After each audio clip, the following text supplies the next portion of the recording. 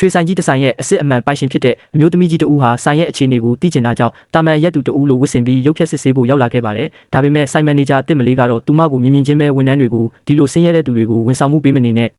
အချိန်ကုန်လဲဆိုပြီးနှိမ်ချလိုက်ပါတယ်။ဒီမန်နေဂျာမလေးဟာသူမရဲ့ရှေ့မှာရက်နေတဲ့သူကဆိုင်ရှင်စစ်ဖြစ်နေတာကိုတင်မသိတာမဟုတ်ပါဘူး။နောက်ပိုင်းမှာသူမညားရတော့မဲ့တထေးသားရဲ့မိခင်ရောက်ခမအရင်ကြီးဖြစ်နေမှလည်းလုံးဝမရေးမိခဲ့ပါဘူးဗျာ။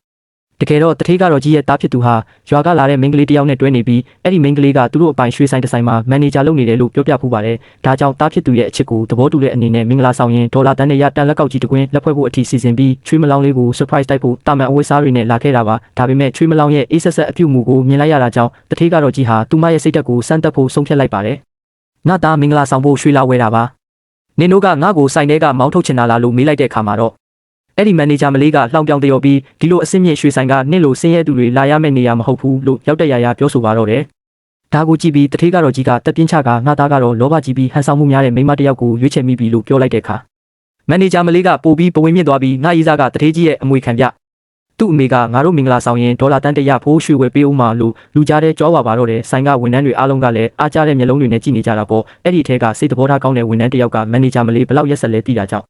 တထေးကတော့ကြီးကိုတိုးတိုးလေးလာတောင်းပန်ခိုင်းပေးမယ်လေတထေးကတော့ကြီးကတော့ဂယုမဆိုင်ပဲအဲ့ဒီတထေးသားကနင့်ကိုဘယ်တော့မှလက်ထပ်မှာမဟုတ်ဘူးလို့ပြပြတသားတုံ့ပြန်လိုက်ပါတယ်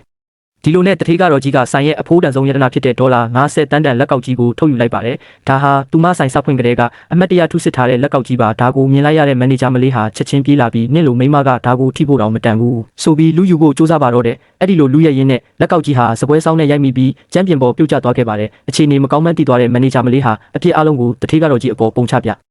ဒီမိမကိုဖမ်းထားဆန်းလို့ဝန်ထမ်းတွေကိုအမိတ်ပေးပါတော့တယ်စိတ်ကောင်းရှိတဲ့ဝန်ထမ်းလေးကဝင်ပြီးတောင်းပန်ပေးရှာပေမဲ့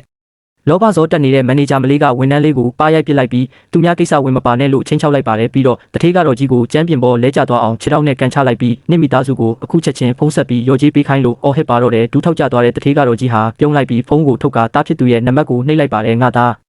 အခုချက်ချင်းရွှေဆိုင်ကိုလာခဲစမ်းဒီနေ့မေမေမင်းကိုအကြီးကျယ် surprise တိုက်เสียရရှိတယ်လို့ပြောပြီးဖုံးချလိုက်ပါတော့တယ်ကဲအဖြစ်မှန်ကိုတည်သွားတဲ့အချိန်မှာဒီမန်နေဂျာမလေးဘလို့တောင်ဒူးထောက်တောင်းပန်မလဲဆိုတာကိုတော့အပိုင်းနှစ်မှာဆက်လက်ဆောင်ကြည့်ရအောင် like and subscribe လေးလုပ်ခဲ့ဖို့မမေ့နဲ့အောင်တော့